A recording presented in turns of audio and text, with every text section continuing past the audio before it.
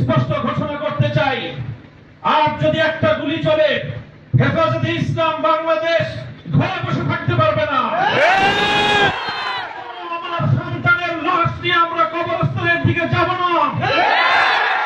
পরবর্তী সন্তানের লাশ কাঁধে আমির হেফাজত ইনশাআল্লাহ রাজপথে যখন নামবেন, টেকনাফ থেকে তেতুলিয়া পর্যন্ত পথ ভাঙবে সেই গণজোয়ার রুখে দেওয়ার সাধ্য কারো হবে না ইনশাআল্লাহ।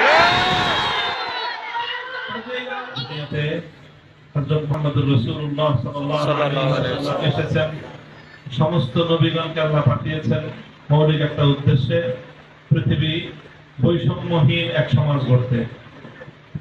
কাজে আজকে বৈষম্যের বিরুদ্ধে যে ছাত্ররা মাঠে নেমে এসেছে, যে ছাত্র জনতা, আমি মনে করি এটা আল্লাহ পাক রব্বুল আলামিনের সেই ঐতিহাসিক নির্দেশনা বাস্তবায়নেরই একটি পদক্ষেপ।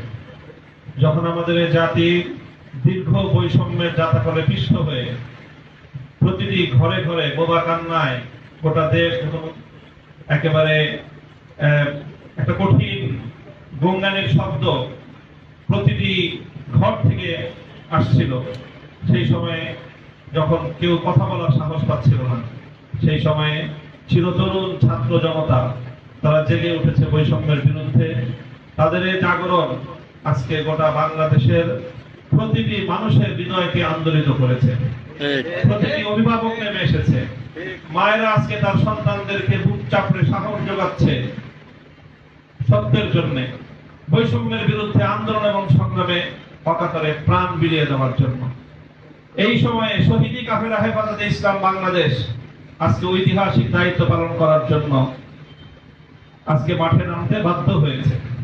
আমি মাঠ বলবো, আমাদের দায়িত্বশীলরা বলেছেন দোয়ার মাধ্যমে আমাদের সূচনা, এর ফলে দোয়া হবে আর নতুন সূচনার জন্য এদেশে নতুন এক সূর্যোদয় হবে। স্পষ্ট ঘোষণা করতে চাই, আর যদি একটা গুলি চলে, হেফাজতে ইসলাম বাংলাদেশ ঘরে বসে থাকতে পারবে না। আমার সন্তানের লাশ নিয়ে আমরা কবরস্থানের দিকে যাব না। পরবর্তী সন্তানের লাশ কাঁধে আমির হেফাজত ইনশাআল্লাহ রাজপথে যখন নামবেন, টেকনাফ থেকে তেতুলিয়া পর্যন্ত পথ ভাঙবে সেই গণজোয়ার রুখে দেওয়ার সাধ্য কারো হবে না ইনশাআল্লাহ।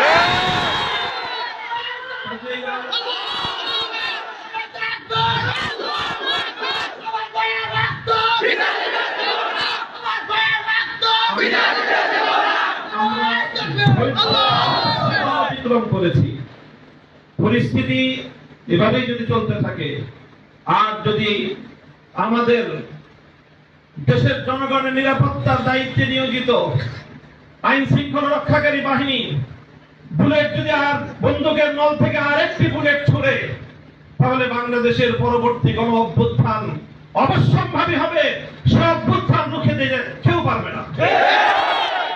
আমরা আল্লাহ পাক রব্বুল আলামিনের কাছে দোয়া করব, যারা বৈষম্যের বিরুদ্ধে জীবন দিয়েছে, যারা বৈষম্যের বিরুদ্ধে জীবন দিয়েছে, অত্যাচারীর হাতে যাদের প্রাণ গিয়েছে, তারা নিঃসন্দেহে শাহাদাত বরণ করেছে।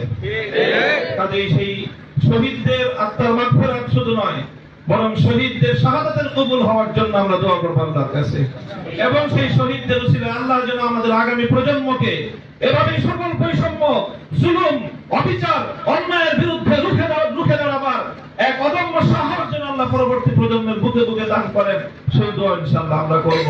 ওয়া আখিরু দাওয়ানা আলহামদুলিল্লাহি রাব্বিল আলামিন।